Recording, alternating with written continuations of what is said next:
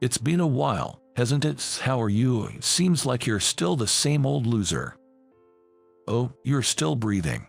Looking at you again. You really have a dull face. I can't believe I was married to someone like you. That's definitely a dark chapter in my life.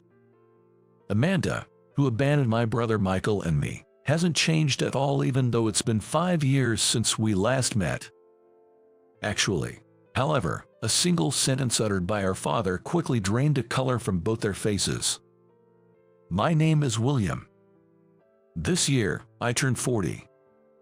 Since graduating from university, I've been working at a general corporation. Lately, I've been handling responsible trading tasks and training newcomers, thinking about what more I can do for the company, and living fulfilling days. However, it would be inaccurate to say that my life has always been smooth sailing. From childhood until I left home, I was constantly compared to my brilliant brother Michael and led a troubled life. I think my own abilities are average from an outsider's perspective. I wasn't exceptional in academics or sports but managed to perform at an average level. However, since I was young, relatives always said, "Michael is better than you at." This was because my brother, Michael, had the ultimate package, good looks and brains. I've lost count of how many times I've heard, "Your brother is really amazing at everything," compared to him, the younger one. Being compared to my talented brother was a daily occurrence for me. Initially, I tried desperately to catch up to him, but gradually, my spirit eroded. As a child, I couldn't say that my brother and I were close. We hardly have any significant memories together. He always seemed pleased with himself, reveling in being superior while I was inferior. Come on, hand over that tour already. Since we were little, I can't remember how many times he took things from me. Mom, Michael is taking my toys again. Even when I sought help from my parents, everyone seemed to side with Michael. He had always been good at ingratiating himself with those above him. That's probably why they never realized he was bullying me behind their backs. If you're so upset, why don't you try taking it back with your own strength? He would say this while looking down and laughing at me. Despite being favored most of the time, Michael never seemed to have a generous spirit. The only one who ever stood by me was our grandmother, with whom we lived. Whenever I received harsh words from my parents or was bullied by Michael, I would always go to my grandmother's room for comfort. William is a kind child. Everything will be all right. My grandmother would always comfort me as I cried, often giving me sugar candies. The taste of my tears mixed with the sweetness of the candies in my mouth. "Grandma, these sugar candies are delicious." "That's good to hear. Come on, smile for me. Your smile suits you best, William." I always loved my grandmother's smile. As I grew older, I stopped crying, but I still spent a lot of time in my grandmother's room. Meanwhile, Michael smoothly passed his university entrance exams. He attended a prestigious high school, went to cram schools, and his mock exam results were always excellent. Eventually, he got into a top private university, as expected. The first time Michael faced a setback was 2 years later when I got into a national university with a higher entrance standard than his. I have given up on many things about myself, but then I saw how thrilled our parents were with Michael's success at his first choice university. It made me wonder how they would feel if their son, who they had no expectations for, managed to get into a university above his abilities. I thought this might be a turning point in my life. As expected, Michael was furious and lashed out at me. "How dare you outshine me? It's insolent for someone like you." By then, our parents had started to notice Michael's bad temper and began treating me more equally. This probably irked him even more. "Hey, give up your university admission. It's unacceptable for you to surpass me." Despite being told that, I didn't care and proceeded to enroll in college. There, I met my ex-wife, Amanda. Amanda was a classmate of mine, and we were close enough to join the same club. She was a very sociable person, liked by everyone. At first, I was nervous being alone with Amanda, but she was charming and interesting to talk to. The time we spent together became enjoyable, and our relationship deepened. Then, Amanda began to aggressively pursue me, sending daily messages and occasionally calling. She would invite me out for meals almost every week. I thought I was dreaming. One day, on the way home, Amanda confessed her feelings to me. By that time, I think I have completely fallen for her. I vowed to cherish Amanda, who had always been by my side. When our relationship reached the 3-month mark, I invited her to my family home. It was her first visit, but she seemed to get along well with my brother and parents.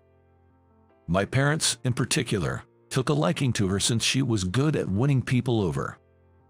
After dropping Amanda off at her house and returning home, I could clearly see that Michael was in a bad mood.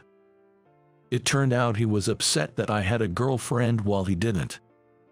Well, a mediocre guy like you would end up with someone like her, right? Though his words ridiculed Amanda and boiled my blood, I knew arguing would only add fuel to the fire. I held back and just listened. Gradually, he started bragging about himself, mentioning that he was being pursued by the daughter of Mr. Smith, the president of the company he worked for. I thought he should just date her instead of complaining to me, but it seemed they weren't quite there yet. Taking advantage of my listening, he began to say things like, "It's ridiculous that a guy like you has a girlfriend and I don't." Michael's selfish words made me say, "That's just the way it is," but I could barely bear it. Since then, Michael often made snide remarks to me, which became quite tiresome. When I mentioned this to Amanda at our club, she became worried and inquired in detail about my brother's behavior. After some time, I happily married Amanda. Thanks to my diligent studies in college, I landed a job at a top company, and being a saver from a young age, I had a decent amount of savings. I thought I could now live happily ever after with Amanda. However, reality was not so sweet. Since we didn't cohabit before marriage, living together was a whole new experience for us, and we were still figuring things out. Meanwhile, one thing caught my attention. Amanda started coming home late. She would come home late at night on weekdays, and on weekends, she often went out for various reasons. During long weekends, she frequently went on trips with friends. "Is your job really that busy that you come home late every day?" "Well, yes. I'm still a newcomer, so I can't leave before my seniors. Plus, I'm often invited to drinking parties. It can't be helped, right?" Despite saying this, Amanda's late returns did not change. In fact, they seemed to worsen. She often returned home in the early hours of the morning. Additionally, when she was at home, she was constantly communicating with someone on her phone. She would laugh, show surprise, or blush while looking at her cell phone. Seeing Amanda always carrying her cell phone around, I started to feel a sense of unease. I wondered if it was normal to go to drinking parties so frequently. When I asked about the people she was drinking with, she never gave a clear answer, leading me to inevitably suspect something was amiss. "Amanda, who are you going out drinking with every week? Are these really just work-related drinking parties? Why do you care so much? I thought we agreed not to be controlling. I really can't stand it when someone questions me like this." Her angry response surprised me, but since I still loved her, I pretended not to mind and let it go. As the days went on, I found myself wanting to see my grandmother and decided to visit my family home. "I'm going to visit my parents for a bit." I mentioned this to Amanda, who was doing her makeup in the living room. She quickly turned around, surprised. "What? Why? I want to come too." I felt a bit uneasy about Amanda's reaction. We rarely spent holidays together. I've asked her out on dates several times, but she's always turned me down. Moreover, is it normal to be so eager to visit someone's family home like this? Feeling suspicious, I asked Amanda. "We're going to visit Grandma, right? I don't mind you coming along, but didn't you have something to do today?" "Oh, I want to meet your grandma too. My plans weren't that important, so it's fine. I'll get ready. just wait a bit. Despite my suspicions about Amanda's unusually cheerful demeanor, I was looking forward to catching up with my grandmother, whom I hadn't seen in a while. Upon arriving at the family home, instead of heading to my grandmother's room with me, Amanda sat down in the living room and started using her phone. "Aren't you coming to Grandma's room with me?" Not now. You go talk to Grandma," she replied. After being told so, I headed to my grandmother's room. After chatting for a while, I became curious about Amanda's behavior and decided to return to the living room. There, I was shocked to see my brother and Amanda embracing each other. To my utter disbelief, there was my brother embracing Amanda. My mind went completely blank, and I was so stunned that I couldn't even cry. "Michael, Amanda, what's going on here?" I demanded furiously. Initially, they both had a look of regret on their faces, but this soon changed to an expression of annoyance, and they became defiant. "It's okay, isn't it? We were planning to tell you eventually. Let's just say it today." Amanda said this as she wrapped her arm around Michael's. "Tell me, what do you mean?" "I'm dating Michael, so I can't be with you anymore," she confessed. "That's right. Of course, she'd choose me over you," Michael said with a smirk. Seeing his smug face, I felt a surge of anger building up inside me. Amanda must have been after my brother from the beginning, even today. Everything clicked. They had been mocking me all along. "You said you were going on a trip with friends. Was that with Michael?" "Yes. At that time, we really were just friends. But thanks to meeting you, I met Michael. I am grateful for that." Watching Amanda gaze at Michael with adoration, I felt nothing but disgust. While I was working hard, Amanda must have been spending time with Michael. "So, you admit to cheating. That means we'll have to get a divorce. If you liked my brother all along, why did you marry me?" "Shut up. I never liked you to begin with. Why should I have to explain myself?" she retorted harshly. Her shocking words left me speechless, and Amanda continued her tirade. "I was still unsure back then. You work for a top company, right? But when I heard Michael was starting his own company, I decided to follow him. Being a CEO's wife sounds wonderful, doesn't it?" Amanda explained. As I listened to the story of how she and Michael became close, I reflected on our past encounters. Indeed, Amanda always seemed happier when she was with Michael. It all made sense now. She was always eager to hear about him. Even though she married me, she had been seeing him on the side. I couldn't even tell if the person in front of me was the same Amanda I had fallen in love with. I had always been compared to my brother and overlooked. Even our toys and games were monopolized by him. To think, the first woman who I thought recognized me was comparing me with my brother all along. Well, say something. Are you upset? It's ridiculous for you to be happier than me. That's why I decided to make Amanda mine the moment I first met her, Michael boasted. So, their relationship had been going on even when I was engaged to her. Michael is better looking, and he buys me whatever I want. Plus, he's starting a company, so obviously, he's the better choice, Amanda justified. Michael is better, a phrase I've heard countless times before. But never has it hurt this much. I bit my lip hard, holding back my emotions. Is love really about buying someone whatever they want? The two of you were laughing at me all along, weren't you? There's no need to yell. It was obvious from the start, so it can't be helped, Amanda replied dismissively. Enough. I'm going to tell our parents and your parents about this. Call them here now. Let's get Grandma involved too. We should discuss this together, I insisted. At this, the two of them started to panic. Do we really need to involve the parents? Can't we just talk this out, the three of us? Why should I have to discuss this in a one-on-two situation with Amanda and Michael? Besides, if we're talking about divorce, it's inevitable to involve the parents. If we're going to divorce, it's better to discuss it together, or should I call them? Fine, I'll call them, Amanda said reluctantly. Amanda grudgingly contacted the parents, and soon a discussion ensued involving her parents, mine, and my grandmother, who was in her room. During the discussion, Amanda's unabashed attitude made it seem as if she was thrilled to be with the person she loved, beyond the affair and the fact that it was my brother. Did she go on trips and come back bragging to me? This must be what they mean by being in La La Land. First, I explained the situation. My parents were speechless, unable to believe that their beloved son, Michael, could do such a thing.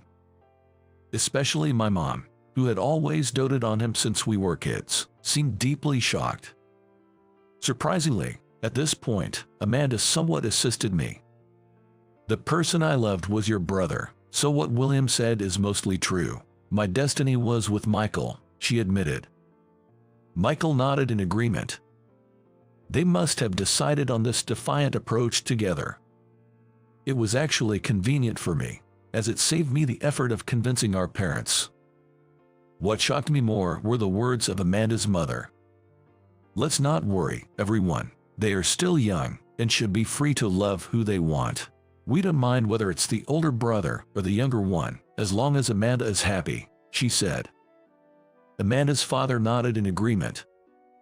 Taking advantage of his parents' absurd stance, Michael began to speak arrogantly. Amanda and I were destined to be together, and obviously, I am far superior to my brother.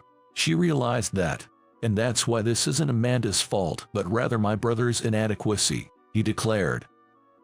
His nonsense didn't stop there. When Amanda reciprocated my feelings, I was overjoyed. William doesn't understand the happiness of having her by his side. It's clear that I can cherish her more than he ever could, he continued. Amanda's parents were moved by his words, mistaking this affair for some kind of touching story. To my amazement, Michael continued to spin this narrative of a love story, while I stood there in shock. My parents were silent, not knowing how to react. It must have been a shock for them too. That's when my grandmother's angry voice filled the room. Do you two have any idea what you've done? The room fell into a hushed silence. Normally gentle and kind, my grandmother's anger was far more fearsome than my father's. No one dared to speak. Listen, are you two really going to support these heartless people? If so, I'll leave this house with William, she declared. Spurred by these words, my parents seemed to snap back to reality, and my dad spoke with a firm tone. Having a relationship with your own brother's wife is inexcusable. I will never accept it. If you divorce William and then marry this woman, our relationship as father and son is over. What are you talking about, Dad? Stop joking, Michael retorted. I'm not joking. You brought this upon yourself, my dad replied sternly.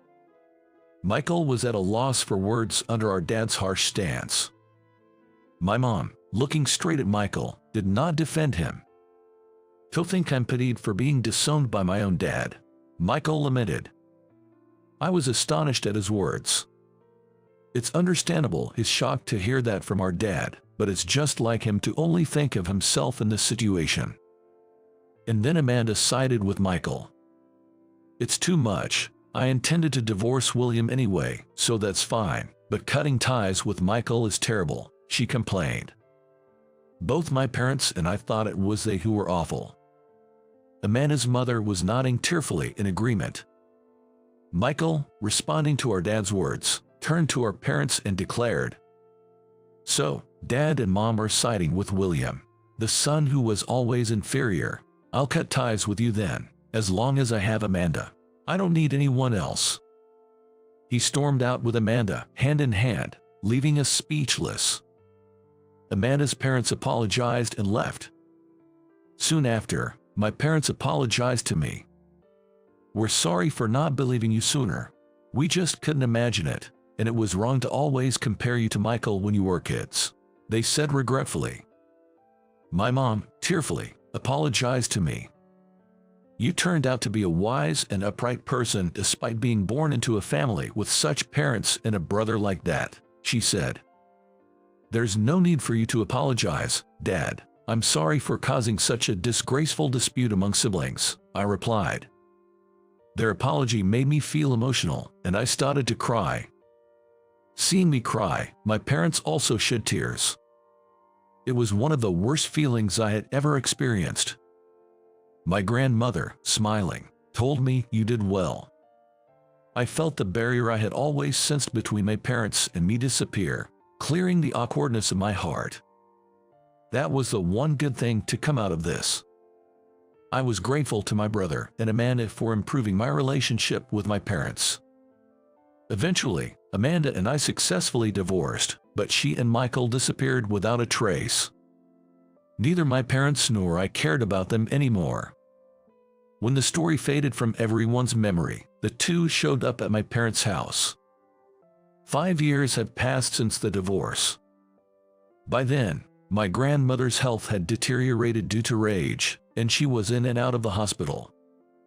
When I opened the door to the sound of the doorbell, there stood Michael and Amanda, hand in hand. Seeing Michael alone would have been one thing, but I was genuinely surprised to see Amanda with him. "It's been a while, hasn't it? Still a loser, I see," Michael mocked. "Oh, you're still breathing. Looking at you again. I can't believe I married such a dull person. What a dark history," Amanda sneered, and they both laughed at me.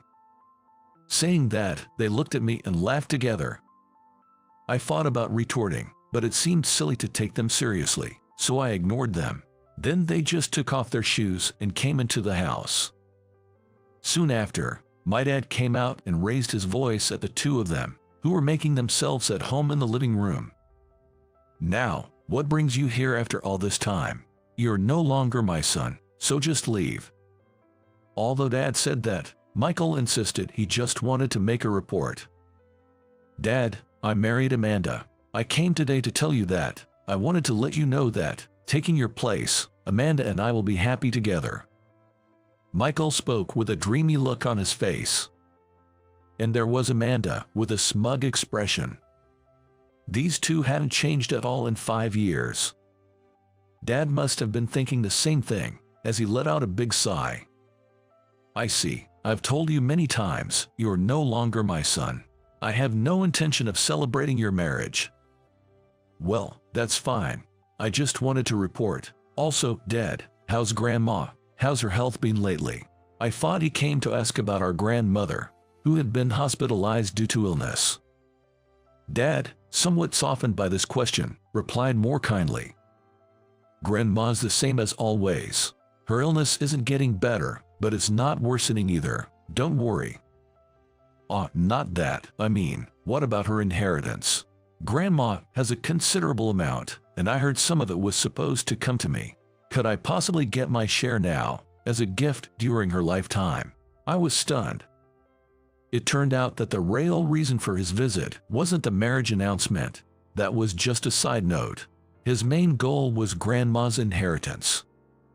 However, I was puzzled because Michael, who started his own company at a young age, shouldn't be struggling financially.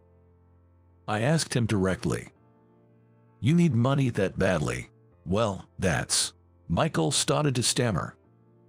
Watching this, Dad delivered the final blow.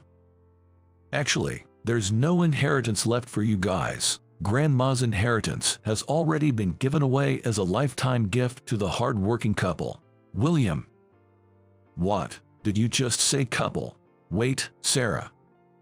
As my wife Sarah, whom she had called, appeared, Michael collapsed to his knees. "That's because she was the daughter of the president of the company where Michael used to work. She was also the woman he had been hopelessly in love with." "What do you mean? Are you really married?" "Oh, long time no see. Since when did I become the one who was dumped by you? The woman who smiles so brightly is now my wife." Even in front of Michael and Amanda, Sarah stands confidently and impressively. When Sarah speaks, Michael is visibly shaken. She and I were originally classmates and got along well.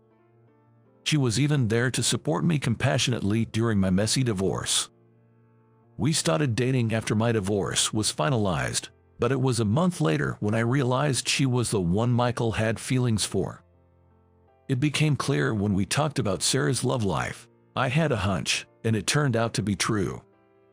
At the time, Michael boasted as if he had been the one to end things, But the truth was that despite his earnest efforts, Sarah was not swayed at all. I didn't talk much about my brother, so it took me a while to notice. However, normally one would hesitate to date their brother's ex, so I was prepared to be rejected, but she cheerfully smiled and said this: "William is William. It doesn't matter who your brother is. Sure, if you were arrogant like Michael, I'd dislike it, but as long as it's you, William, I want to be with you forever." Learning that Sarah, whom he had once been deeply smitten with, and I were married seemed to have dealt a significant shock to Michael. Seeing his reaction, Amanda too started to sense the unusual tension and began to panic. Then Sarah, adding insult to injury, turned to Amanda and said, "Nice to meet you. Actually, Michael once pursued me, but he was so selfish, self-centered, and frankly not the sharpest tool in the shed. So I found it exhausting to be around him. Doesn't that bother you?" Hearing this, Michael clenched his lips, his face a picture of indescribable bitterness. Even through his tears, Michael started talking about the inheritance again. "Just give me all of Grandma's inheritance already." About that, as I was about to explain, Sarah cut me off. "Actually, we have a baby on the way. It's what you'd call a shotgun wedding. We were just discussing how it's going to be expensive and challenging." Then, Grandma said, "Poor William has already suffered enough because of her no-good brother. I can't let her struggle financially too, so she decided to give us her inheritance." Originally, there was talk of writing a will for later, but since Sarah's pregnancy came to light, we needed the money right away. That's why Grandma is giving us a living inheritance. By the way, I heard those two need money urgently as well. What happened? Could it be that something's gone wrong with the company Michael started? I feel like I've just rubbed salt into the wound. Apparently, the company went bankrupt, and they're drowning in debt. Desperate, they came to our place, eyeing Grandma's inheritance. Hearing this, my dad spoke quietly. "So, it's true. What goes around, comes around. Anyway, we don't have any money to lend you to. You're just reaping what you sowed with William. That's all there is to it." "How can you say that? Michael is your son too. How can you not help your own son in such trouble? Outsiders, please stay out of this." My mom interjected. "I know it's hard to say this under these circumstances, but I'm actually glad you two came back, Amanda and Michael. You both made William go through so much. I talked to our family lawyer, Michael, using my connections. He said that it's only right for William to receive alimony due to the divorce." My mom's words must have sounded like a lifeline to my brother. Relieved, they listened intently to her. "Amanda and Michael, because of you two, William suffered a lot. After consulting Michael, he said it's only fair that William receives alimony." Their faces drained of color as they understood what my mom meant. "It's a tough situation, but that's separate. Make sure you pay William the alimony." My mom's voice rose in excitement as she spoke. Stunned by my parents' scolding, the two of them blinked rapidly, trembling and speechless. I didn't ask for alimony when I divorced Amanda. I just didn't have the heart for it and wanted to distance myself from them. But later, my mom suggested I claim alimony. After seeing my brother and his wife trying to exploit even Grandma's money, I decided to go through with it. You'll hear from Michael soon. We'll discuss the rest with him. With those final words from me, they left, shakily making their way out. Thanks to Grandma's living inheritance, Sarah and I have been able to lead a comfortable and happy life. Sarah juggles work while diligently taking care of the household and our child every day. We had a baby girl. She's a spitting image of Sarah, a beauty in the making. It feels like we have two angels at home, which makes work even more rewarding. I've just been promoted. My parents often come over to play with their granddaughter. They bring toys, which is nice, but as Sarah laughs, we're running out of space to put them. My brother and ex-wife went off the radar again after that. The only time we heard from them was when they shamelessly came begging for money. Please, I'm begging you, can you lend us some money, even just a little? Michael knelt at the doorstep, without a hint of shame. I crouched down to meet his eyes. Michael, do you really need a loan that badly? His eyes lit up, but I had to tell him the hard truth. Sorry, but I can't lend you the money. If you need money, you should find a part-time job or figure something out on your own. The same words he always used to say to me as a kid. He left, red-faced and biting his lip, a clear sign that he remembered those words too. Since then, they haven't come to our place or even visited our parents' home. They might be relying on Amanda's family now, but either way, they're probably living a tough life. As for me, I'm enjoying a happy life with Sarah and our daughter. Grandma, we're here to visit. Oh my, how adorable. Grandma, who had been feeling low, perked up with the birth of her great-granddaughter. She's a good girl, just like William. Grandma spoke to our daughter with a smile. Sarah and I watched this heartwarming scene, cherishing the happiness of being surrounded by our loved ones.